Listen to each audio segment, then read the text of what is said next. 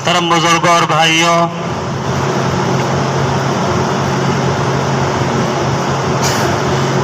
خطبے میں پڑھی جانے والی یہ آیت جس کا آدھا بیان کیا جا چکا ہے، خطبے میں یہ آیت پڑھی جاتی ہے ان اللہ یأمر بالعدل والاحسان وایتاء ذی القربى۔ اس آیت میں جیسا کہ بتایا جا چکا ہے کہ اللہ تبارک و تعالی نے 6 چیزوں کا تذکرہ کیا ہے، 3 چیزوں کے کرنے کا حکم دیا ہے اور 3 چیزوں سے روکا ہے۔ 3 چیزوں کے جو کرنے کا حکم دیا ہے، ان اللہ یأمر بالعدل والاحسان وایتاء ذی القربى، کہ اللہ تبارک و تعالی کا حکم ہے انصاف کرنے کا اور والاحسانی بھلائی کرنے کا، وایتاء ذی القربى اور رشتہ داروں کے حقوق ادا کرنے کا۔ یہ حکم کرنے کے تعلق سے ہے کہ یہ کرنا ہے، اور ان تینوں چیزوں کے تعلق سے گزشتہ 2 جمعے میں تفصیل کے ساتھ نہایت ڈیٹیل بیان کیا جا چکا ہے۔ اب اس آیت میں جو آخری 3 چیزوں سے اللہ تبارک و تعالی نے منع کیا ہے، روکا ہے، ان 3 چیزوں کا تذکرہ کر کے اس آیت کے معنی اور مطلب کو انشاءاللہ اس جمعے میں مکمل کر دیا جائے گا۔ اللہ تبارک و تعالیٰ نے جس چیزوں کے کرنے کا حکم دیا ہے اور جن چیزوں سے منع کیا ہے، اللہ تبارک و تعالیٰ سے دعا کریں کہ مکمل ہم سب کو عمل کرنے کی توفیق عطا فرمائے، آمین۔ اللہ تبارک و تعالیٰ نے جو پہلی چیز سے منع کیا ہے، وَيَنْهَا عَنِ الْفَحْشَاءِ، فحش کاموں سے اللہ تبارک و تعالیٰ نے منع کیا ہے۔ فحشا کہتے ہیں ایسی چیز کو، ایسی برائی کو کہ جس کی برائی واضح ہو، اوپن ہو، اور ہر کوئی اس چیز کو برا سمجھے، برا لگے، ایسی چیزوں کا نام فحشا ہے۔ اور فحش کام، برائی والا کام، یہ فحش قول سے بھی ہوتا ہے، فعل سے بھی ہوتا ہے۔ فعل سے بھی انسان فحش کام کرتا ہے، اور زبان کے ذریعے سے، باتوں کے ذریعے سے بھی فحش گوئی ہوتی ہے، فحش باتیں ہوتی ہیں۔ انسان کے اندر 3 طاقت ایسی ہے، اس کو علامہ شیخ الاسلام علامہ ابن تیمیہ رحمۃ اللہ علیہ نے بیان کیا ہے کہ 3 طاقت ہر انسان کے اندر ایسی ہے کہ ان طاقت کی وجہ سے انسان کے اندر فحش کام ہوتے ہیں یا فحش باتیں ہوتی ہیں۔ پہلی طاقت قوت شہوانیت کی ہے، شہوانیت کی قوت، قوت شہوانیہ، قوت شیطانیہ، قوت نفسانیہ، یہ 3 قوت ہر انسان کے اندر ہے، نفسانی، شیطانی، شہوانی۔ ان قوتوں کی وجہ سے، ان طاقتوں کی وجہ سے، ان پاور کی وجہ سے، ان زور کی وجہ سے انسان فحش کام کر گزرتا ہے، کر ڈالتا ہے۔ انسان بنا ہی ہے 10 چیزوں سے، ہر انسان کی جو خمیر تیار کی گئی ہے، ہر انسان کا جو وجود ہے، جو مجموعہ انسان بنا ہے، یہ 10 چیزوں سے بنا ہے۔ 5 چیزیں دنیاوی ہیں، 5 چیزیں اخروی ہے۔ 5 چیزیں جو دنیاوی ہیں وہ آگ، پانی، مٹی، ہوا، نفس، یہ 5 چیزیں جو دنیاوی ہیں، آگ، پانی، مٹی، ہوا، نفس۔ اصل 4 چیزیں ہیں، عناصر اربعہ جنہیں کہتے ہیں، آگ، پانی، مٹی، ہوا۔ ان چاروں کی وجہ سے نفس کا وجود ہوا۔ انسان کے اندر جو ایک نفس ہے، نفس کا بھی تذکرہ قرآن میں بہت ہے، بہت سی صورتوں میں، بہت سی آیتوں میں نفس کا تذکرہ اللہ تبارک و تعالیٰ نے کیا ہے۔ ان چاروں عناصر سے متاثر ہوتا ہے نفس، اور ہر وقت برائی ہی کی طرف لے جاتا ہے، ہر آن جو ہے برائی کا خیال لاتا ہے، برائی کرنے کی طرف ابھارتا ہے نفس. ان 4 عناصر سے متاثر ہوتا ہے نفس. 5 چیزیں جو انسان کی دنیاوی چیزیں ہیں، آگ، پانی، مٹی، ہوا، نفس، یہ 5 چیزیں ہیں. اور جو اخروی آخرت کی جو 5 چیزیں انسان کے وجود کے اندر ہیں، انسان کے اندر ہے، وہ سر ہے، خفی ہے، اخفا ہے، قلب ہے، روح ہے. سر، خفی، اخفا، قلب، روح، یہ 4 اصل ہیں. سر، خفی، اخفا، قلب. ان 4 سے متاثر روح ہوتی ہے. جو انسان کے اندر روح ہے، ان 4 سے متاثر ہوتی ہے.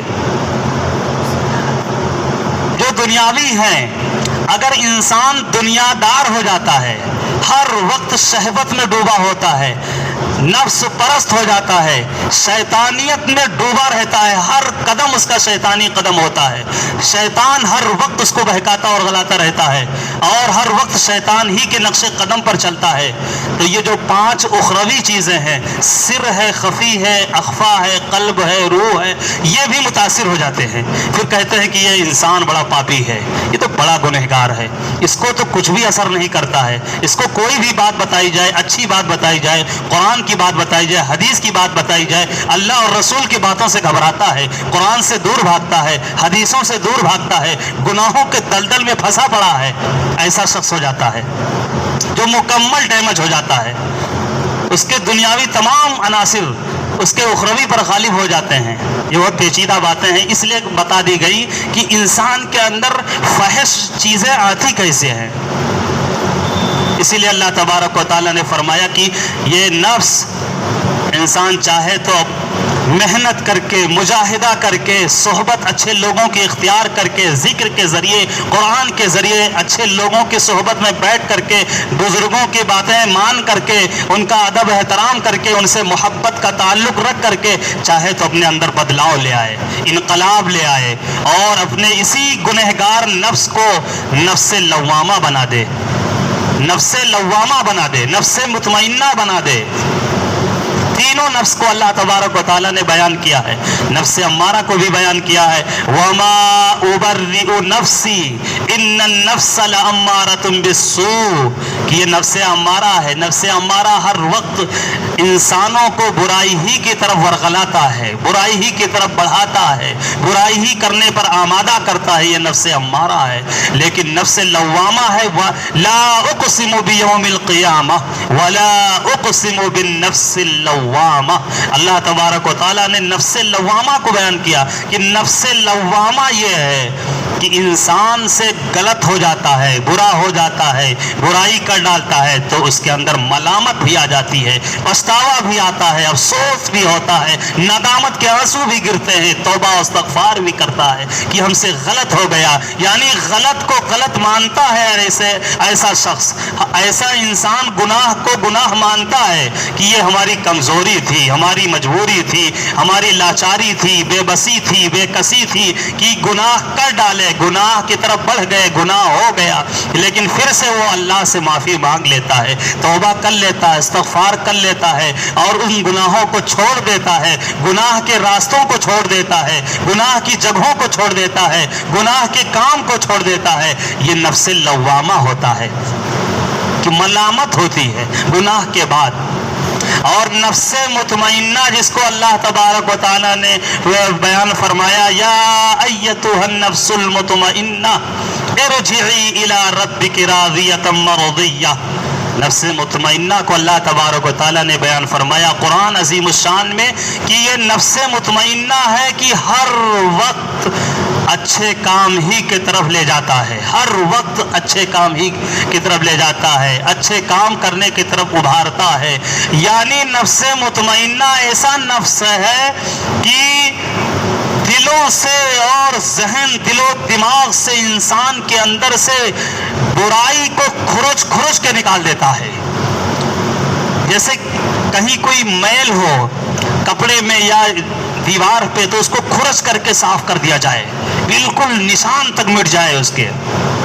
ایسے ہی انسانوں کے اندر سے نفس مطمئنہ برائی کو کھرچ کے نکال دیتا ہے، صاف کر دیتا ہے، اور برائی کی اس قدر نفرت دل میں بیٹھ جاتی ہے، گناہوں کی نفرت اس قدر بیٹھ جاتی ہے کہ گناہوں سے ایسا انسان گھبراتا ہے، گناہ کرنے سے گھبرا جاتا ہے، رک جاتا ہے۔ حضرت یوسف علیہ السلام کو ایک خوبصورت عورت نے دعوت گناہ دیا تھا، کمرے میں بند کر دیا تھا، دروازے بھی بند ہو گئے تھے، اور مکمل گناہ کرنے کے لیے کوئی کسی طرح کی کوئی رکاوٹ نہیں تھی، آسانی ہی آسانی تھی، کیا جا سکتا تھا، عورت ہی ابھار رہی تھی، عورت ہی دعوت دے رہی تھی، خوبصورت اور ملکہ تھی۔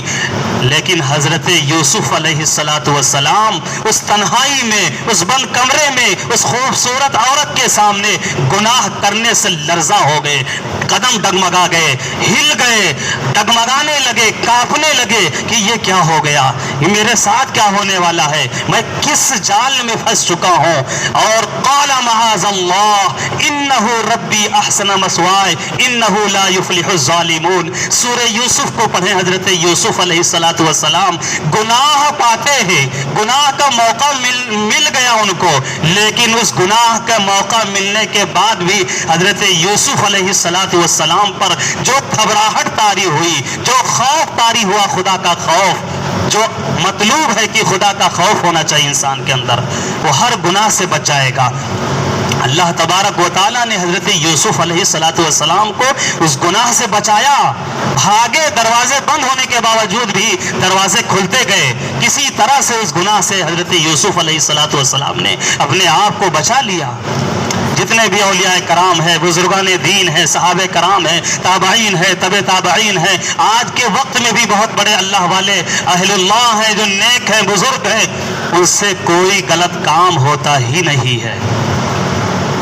ہو سکتا ہے، یہ میں نہیں کہہ رہا ہوں کہ گناہ نہیں کر سکتے، کر سکتے ہیں، لیکن ہوتا نہیں ہے۔ کیوں نہیں ہوتا ہے؟ وہ بھی تو انسان ہیں ہمارے ہی طرح۔ اللہ کے جو ولی ہیں وہ گناہ نہیں کرتے ہیں، اللہ کے جو چہیتے بندے ہیں، اس لیے کہ وہ نفس مطمئنہ پر فائز ہو چکے ہوتے ہیں، کہ دلوں میں گناہوں کی نفرت بیٹھی ہوتی ہے۔ گناہ کرنے سے گھبرا جاتے ہیں، اگر ایک نماز بھی اگر ان کی چھوٹ جائے تو کھانا چھوٹ جاتا ہے، سونا چھوٹ جاتا ہے، لوگوں سے ملنا چھوٹ جاتا ہے، اتنا اداسی، اتنی گھبراہٹ ہوتی ہے، اور اداسی اس قدر جو ہے غالب ہوتی ہے کہ ایسا اداس ہوتا ہے اللہ کا بندہ کہ کیا ہو گیا، کتنا خسارہ ہو گیا، کتنا نقصان ہو گیا، ایک نماز چھوٹ گئی ہے، ایک اللہ کا حکم چھوٹ گیا اس پر عمل کرنے سے۔ یہ ہوتا ہے نفس مطمئنہ، جو اللہ اپنے نیک بندوں کو نوازتے ہیں، اور ہماری اس طرف کوشش ہوتی ہے تو اللہ نوازتے ہیں۔ اگر ہم بڑھیں گے، ایک قدم بڑھائیں گے، اللہ کی رحمت دوڑ کر کے آئے گی۔ لیکن ہم ہی اگر نہ چاہیں، ہم ہی اگر چاہیں اس جال میں، اس جال سے نہ نکلے تو کچھ نہیں ہو سکتا۔ جب تک قوم بدلنا نہ چاہے، جب تک لوگ بدلنا نہ چاہیں، اللہ کی طرف سے بھی بدلنے کا کوئی فیصلہ نہیں ہوتا ہے۔ عرش سے بھی کوئی فیصلہ اسی وقت ہوتا ہے بدلنے کا جب خود سے کوئی بدلنے کا ارادہ کر لے کہ ہمیں اس جال سے نکلنا ہے۔ آج سے ہمیں کوئی فحش بات نہیں کرنی ہے، فحش چیزوں کو موبائل میں نہیں دیکھنا ہے، فحش چیزوں کو انٹرنیٹ سے نہیں دیکھنا ہے۔ اس لیے یاد رکھیں کہ یہ جو فحش بتایا گیا ہے، وَيَنْهَا عَنِ الْفَحْشَاءِ وَالْمُنْكَرِ، زنا اللہ کے رسول صلی اللہ علیہ وسلم کی روایت ہے اور مستند روایت ہے کہ یہ نہ سمجھا جائے کہ زنا جو مشہور و معروف ہے اسی کا نام زنا ہے، بلکہ آنکھوں کا بھی زنا ہوتا ہے، کانوں کا بھی زنا ہوتا ہے، ہاتھ کا بھی زنا ہوتا ہے، پیر کا بھی زنا ہوتا ہے، پیٹ کا بھی زنا ہوتا ہے۔ اگر اسی شہوانی اور شہوت کے ساتھ اگر کسی غلط مناظر کو دیکھا جائے، تصویر کو دیکھا جائے، ویڈیوز کو دیکھا جائے، تو بھلے ہی وہ زنا نہیں کر رہا ہے لیکن آنکھوں کا زنا ہو رہا ہے۔ کانوں سے اگر ایسے فحش باتوں کو سن رہا ہے، فحش گانوں کو سن رہا ہے، تو بھلے ہی وہ زنا نہیں کر رہا ہے، لیکن اللہ کے رسول صلی اللہ علیہ وسلم کی روایت بتاتی ہے کہ وہ کانوں سے بھی اس کا زنا ہو رہا ہے۔ اسی طرح جو ہے منہ سے بھی زنا ہوتا ہے، ہاتھ اور پیر کا بھی اس میں کچھ نہ کچھ اس کی شمولیت ہوتی ہے۔ اللہ کے رسول صلی اللہ علیہ وسلم نے کلیئر کر دیا ہے۔ اس لیے ہم اپنی مجلسوں میں، ہماری جو مجلسیں ہوتی ہیں ان مجلسوں میں جو فحش گوئی ہوتی ہے، فحش باتیں ہوتی ہیں کسی کے تعلق سے، کسی عورت کے تعلق سے، کسی ہیروین کے تعلق سے، کسی مرد کے تعلق سے، اگر اس درجے کی باتیں ہو رہی ہے، فحش طریقے سے باتیں ہو رہی ہیں، تو اس میں باتیں کرنے والا بھی گویا کہ زنا کر رہا ہوتا ہے، اس میں باتیں سننے والا بھی گویا کہ زنا کر رہا ہوتا ہے۔ اسی کو تو اللہ تبارک و تعالیٰ نے منع کیا ہے، وَيَنْهَا عَنِ الْفَحْشَاءِ، کہ کھلی ہوئی برائیوں سے، فحش باتوں سے، فحش کاموں سے رک جاؤ۔ اللہ تبارک و تعالیٰ نے اس آیت میں بیان فرمایا ہے۔ یہ پہلی چیز فحش، فحشاء وَيَنْهَا عَنِ الْفَحْشَاءِ، اللہ تبارک و تعالیٰ کی طرف سے منع ہے، منع کیا گیا اللہ کی طرف سے فحش چیزوں سے۔ دوسری چیز ہے والمنکری، منکر کہتے ہیں ہر غیر شرعی چیز کو، ہر غیر شرعی چیز کو منکر کہا جاتا ہے، منکرات جس کو کہتے ہیں، ہر طرح کی برائی، ہر قسم کا گناہ، چاہے اخلاقی ہو، چاہے ظاہری ہو، چاہے باطنی ہو، چاہے اجتماعی ہو، چاہے انفرادی ہو، چاہے ذاتی ہو، چاہے گھر کے اندر ہو، چاہے گھر کے باہر ہو، ہر وہ غلط کام، ہر وہ گناہ، ہر وہ فعل، ہر وہ قول کہ جس میں شریعت نے منع کیا ہے، شرعی رکاوٹ ہے، شریعت نے بندش لگایا ہے کہ شریعت نے کہا ہے کہ یہ ناجائز ہے، یہ حرام ہے، یہ مکروہ ہے، اور یہ جو ہے غلط ہے، جو شریعت کی طرف سے ممنوعات ہیں، جن چیزوں کو شریعت نے منع کر دیا ہے کہ یہ چیزیں غلط ہیں، ان تمام چیزوں کا نام منکر ہے۔ اللہ تبارک و تعالیٰ کی جتنی بھی آیتیں ہیں، آیت مختصر ہوتی ہے لیکن معنی اور مطلب بڑا لمبا ہوتا ہے۔ اللہ نے جتنے سینے میں جس کے علم رکھا ہے، اپنے علم کی روشنی میں اللہ تبارک و تعالیٰ کی آیتوں میں غور کرتا ہے تو اس کو بڑی لمبی تفصیلات معلوم ہوتی ہے، مختصر آیت ہوتی ہے، مختصر الفاظ ہوتے ہیں اللہ کی طرف سے قرآن عظیم الشان میں، لیکن ان کا معنی اور مطلب بہت لمبا ہوتا ہے۔ یہ ایک لفظ ہے صرف منکر، منکر بظاہر 4 لفظ ہے، لیکن منکر میں وہ تمام خرابیاں، وہ تمام برائیاں سب آ جاتی ہیں اسی لفظ میں۔ ایک حدیث میں ہے اللہ کے رسول صلی اللہ علیہ وسلم نے فرمایا، من رآ منکم منکرا فلیغیرہ بیدہ فَإِن لَّمْ يَسْتَطِعْ اللہ کے رسول صلی اللہ علیہ وسلم نے اس کا معنی مطلب بیان کر رہے ہیں کہ اللہ کے رسول صلی اللہ علیہ وسلم نے منکر کے تعلق سے بیان فرمایا کہ جو کوئی تم میں سے کوئی منکر کو دیکھے، منکر یعنی اسی چیز کو، برائی کو دیکھے، غلط کام کو دیکھے، ناجائز چیز کو دیکھے، تو وہ چاہیے کہ وہ اپنے ہاتھ سے اگر روک سکتا ہے تو اپنے ہاتھ سے روکے، اگر نہیں کر استطاعت ہے، ہمت نہیں ہے، طاقت نہیں ہے، خوف ہے یا اسی طرح کسی طرح کا ڈر ہے، اندیشہ ہے، تو وہ اپنی زبان سے روکے، اپنی زبان سے تو بول دے کہ یہ غلط ہے بھائی، یہ غلط چیز ہو رہا ہے، زبان سے روکے۔ اگر اس میں بھی سکت نہیں ہے، اس چیز کے کرنے میں بھی طاقت نہیں ہے، تو وہ کم سے کم اپنے دل میں اس چیز کو برا سمجھے۔ وَذَلِكَ ضَعْفُ الْإِيمَانِ أَوْ كَمَا قَالَ عَلَيْهِ الصَّلَاةُ وَالسَّلَامُ، اللہ تبارک و تعالیٰ نے فرمایا کہ یہ سب سے ایمان کا سب سے کمزور درجہ ہے کہ برائی ہو رہی ہو اور انسان اپنے ہاتھ سے نہ روکے، زبان سے نہ روکے، بلکہ اپنے دل میں اس چیز کو برا سمجھے، یہ سب سے کمزور ایمان ہے۔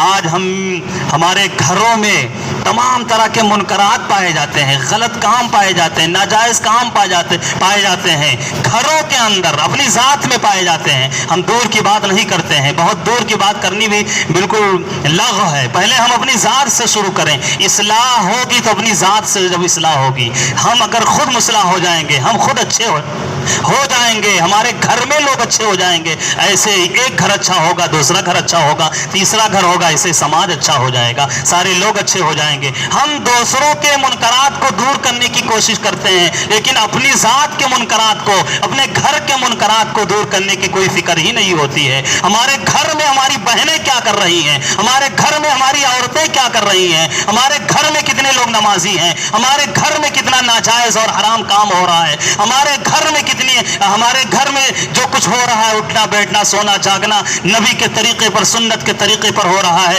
کہ غیروں کے طریقے سے ہمارے گھروں میں وہ کلچر فروغ پا رہا ہے، وہ طور طریقہ ہمارے گھروں میں پایا جا رہا ہے، اس چیز کو دور کرنے کی ہمیں کوئی فکر نہیں ہوتی ہے. فکر ہوتی ہے تو دوسروں کے تعلق سے فکر ہوتی ہے. اسی لیے اصلاح نہیں ہوتی، کیونکہ نیت میں کھوٹ ہے. اصلاح کرنے کا جذبہ ہی نہیں ہے. اصلاح کا اگر جذبہ ہوگا، نیت خالص ہوگی، تو اپنی ذات سے ہم اصلاح کی کوشش کریں گے، اپنے گھروں سے اصلاح کی کوشش کریں گے. نبی کا بھی یہی طریقہ ہے. سب سے پہلے اللہ تبارک و تعالیٰ نے جو لوگوں کو دعوت دی اچھے کام کی، وہ لوگوں کو نہیں دی، اپنے گھر میں سب سے پہلے اپنی چہیتی بیوی کو بتایا کہ یہ کام کرنا ہے، اپنے گھروں میں شروعات کیا. وَأَنذِرْ عَشِيرَتَكَ الْأَقْرَبِينَ. اللہ تبارک و تعالیٰ نے بھی قرآن عظیم الشان میں فرمایا محبوب نبی کے تعلق سے کہ اپنے قریبی جو رشتہ دار ہیں پہلے ان کو سمجھاؤ، رشتہ داروں کو سمجھاؤ، ورنہ لوگوں کی انگلیاں اٹھیں گی کہ تمہارے رشتہ دار کہاں ہیں، تمہارے گھر کا کیا حال ہے، آئے ہو سمجھانے. یہ ایک پوائنٹ ہے جو نبی کو دیا گیا اللہ کی طرف سے قرآن عظیم الشان میں. وَأَنذِرْ عَشِيرَتَكَ الْأَقْرَبِينَ. پہلے اپنے قریبی رشتہ داروں کو سمجھاؤ، ان کو ڈراؤ، راہ راست پر لانے کی کوشش کرو. وہ صحیح آ گئے، وہ صحیح راستے پر چلنے لگے، آگے کا راستہ ہموار ہوگا، آسان ہوگا. منکرات، برائیاں ہمارے سماج میں، گھروں میں اس طرح سے پنپ رہی ہیں، بھری پڑی ہیں. اصل میں قرآن کے راستے کو، ڈگر کو چھوڑیں گے تو برائیاں ہی برائیاں ہوں گی. قرآن میں دو اصول جو اللہ تبارک و تین اصول جو اللہ تبارک و تعالیٰ نے بیان فرمایا بہت اہم ہے، اس لیے بتا دیتا ہوں. پہلا اصول جو اللہ تبارک و تعالیٰ نے معاشرتی زندگی کے تعلق سے بیان فرمایا، الرجال قوامون، کہ مرد حاکم ہے گھر کے اندر عورتوں پر. آج جس گھر میں عورت حاکم ہوگی، فیصلے عورتیں کریں گی، وہاں کا گھر کا ماحول اچھا نہیں ہو سکتا، اس لیے کہ قرآن کے خلاف ہے یہ. اور دوسرا جو اصول ہے اللہ تبارک و تعالیٰ نے قرآن میں دیا، وَقَرْنَ فِي بُيُوتِكُنَّ وَلَا تَبَرَّجْنَ، کہ عورتیں گھروں کے اندر رہیں، گھر کے اندر سیف ہیں عورتیں. گھر سے باہر قدم جو نکلے گا، قرآن کہہ رہا ہے وہ سیف نہیں ہے. اسی لیے کسی عورت پر کمانے کی ذمہ داری ڈالی ہی نہیں گئی ہے، جاب کرنے کی ذمہ داری ڈالی ہی نہیں گئی ہے، نرس ہونے کی ذمہ داری ڈالی ہی نہیں گئی ہے، باہر رہ کر کے نائٹ ڈیوٹی کرنے کی ذمہ داری ڈالی ہی نہیں گئی ہے. قرآن جان رہا ہے، اللہ جان رہے ہیں نا، پوری کائنات کو اللہ نے بنایا ہے، سب اللہ کو معلوم ہے. اللہ تبارک و تعالیٰ نے فرمایا عورتیں سیف ہے صرف گھر کے اندر، گھر میں ہی سیف ہیں، گھر سے قدم باہر نکلا سیف نہیں ہے، کوئی ان کی گارنٹی نہیں حفاظت کی. اس لیے اللہ نے فرمایا وَقَرْنَ فِي بُيُوتِكُنَّ، گھروں کے اندر ٹھہری رہیں، قرار پائیں. جیسے کھوٹے میں کسی کو باندھ دیا جائے، اس کا معنی یہ نکلتا ہے بالکل مضبوطی کے ساتھ گھروں میں رہیں. بہت کوئی شدید ضرورت پیش آ جائے، بہت یعنی نکلنا بالکل لازمی ہو جائے، بغیر نکلے کوئی چارہ نہ ہو، تب عورتیں، قرآن میں اللہ نے فرمایا کہ نکلیں لیکن بالکل پردہ کر کے نکلیں. ہاں تو پردے کے نام پہ بے پردگی ہے. اور تیسرا اصول جو قرآن نے دیا ہے معاشرتی زندگی کے تعلق سے، کہ مردوں کو اللہ نے تاکید کیا، مردوں کو وَعَاشِرُوهُنَّ بِالْمَعْرُوفِ، کہ اپنی بیوی کے ساتھ زندگی گزارو. صرف زندگی گزارنے کا نہیں ہے، بالمعروف، اچھے طریقے سے زندگی گزارو، اپنی بیوی کے ساتھ اچھی لائف گزارو. اب اچھی لائف اور اچھی زندگی کیسی ہو سکتی ہے ہم سب جانتے ہیں. کس طرح سے سکون ہو سکتا ہے، کس طرح سے ہم اپنی بیوی کا خیال کر سکتے ہیں. یہ قرآن کا اصول ہے. اس اصول سے ہٹیں گے، اگر بیوی کو اگر ہم دتکاریں گے، بیوی کو اگر ہم جن کو ذلیل کریں گے، ذلیل سمجھیں گے، حقوق کی ادائیگی نہیں کریں گے، بیوی سے محبت نہیں کریں گے، کسی اور سے محبت کریں گے، یہ قرآن کا اصول توڑیں گے. اسی قرآن کے اصول توڑنے کی وجہ سے گھروں میں برائیاں ہیں، گھروں میں تمام طرح کے منکرات جنم لے رہے ہیں اور تمام طرح کی برائیاں جو ہے پھیلی ہوئی ہیں. اور تیسری چیز جو اللہ تبارک و تعالیٰ نے فرمایا اس آیت کریمہ میں، عن الفحشاء والمنکر والبغی، ظلم و زیادتی سے اللہ تبارک و تعالیٰ نے منع کیا ہے. ظلم، ظالم سوچتا ہے کہ کچھ نہیں ہوگا، ہم کسی کو ستا لیں، کسی کو پریشان کر لیں، کمزور ہے، غریب ہے، لاچار ہے، مقدمہ نہیں لڑ سکتا، پیسے نہیں ہے، کوٹ کچہری نہیں کر سکتا. لیکن یہ غلط سوچ ہے. دنیا میں ہم ستا لیں، کسی کو پریشان کر لیں، ظلم کر لیں، ظلم ڈھا لیں، مرنے کے بعد ایک بہت بڑے انصاف کے اس کوٹ کچہری میں سب کو کھڑا ہونا ہوگا، جس کے بارے میں خود اللہ نے قرآن میں اعلان کیا ہے الیس اللہ باحکم الحاکمین، کہ ایسا انصاف کرنے والا حاکم دنیا میں کسی نے دیکھا ہی نہیں ہے۔ کس طرح سے مرنے کے بعد اس کوٹ میں، اللہ کے کوٹ میں فیصلے ہوں گے کہ کسی کے ساتھ کوئی کسی طرح کا کوئی ناانصافی نہیں ہوگی، ذرہ برابر ناانصافی نہیں ہوگی۔ دنیا میں جس کو بھی ہم چاہیں ظلم کر لیں، جس کو چاہیں پریشان کر لیں، ستا لیں، اللہ کی طرف سے مہلت ہو سکتی ہے۔ حالانکہ حدیث میں کہ مہلت نہیں دی جاتی ہے ظالم کو، اس کی پکڑ دنیا ہی سے شروع ہو جاتی ہے۔ ہر ظالم کا انجام سوچ لیں، قابل سے لے کر کے ابو لہب تک، ابو لہب سے لے کر ابو جہل تک، ابو جہل سے لے کے فرعون تک، فرعون سے لے کے قارون تک، اور اس کے بعد سے لے کر کے ہٹلر اور دنیا بھر کے جتنے ظالم گزرے ہیں ان لوگوں کا انجام دیکھ لیں کہ آج وہ عبرت قدا بنے ہوئے ہیں، عبرت کا نشان بنے ہوئے ہیں لوگوں کے لیے۔ ایک وقت تھا کہ کتنے بڑے وہ ظالم تھے، لیکن سب کے ظلم کا خاتمہ ہوا، اور ان کے ساتھ بھی اللہ تبارک و تعالی مظلوم جو ہیں اور ظالم ہیں ان کے بیچ میں بھی اللہ انصاف کریں گے۔ اللہ تبارک و تعالی ہم سب کو کہنے سننے سے کہیں زیادہ عمل کی توفیق نصیب فرمائے، آمین۔ وآخر دعوانا الحمدللہ۔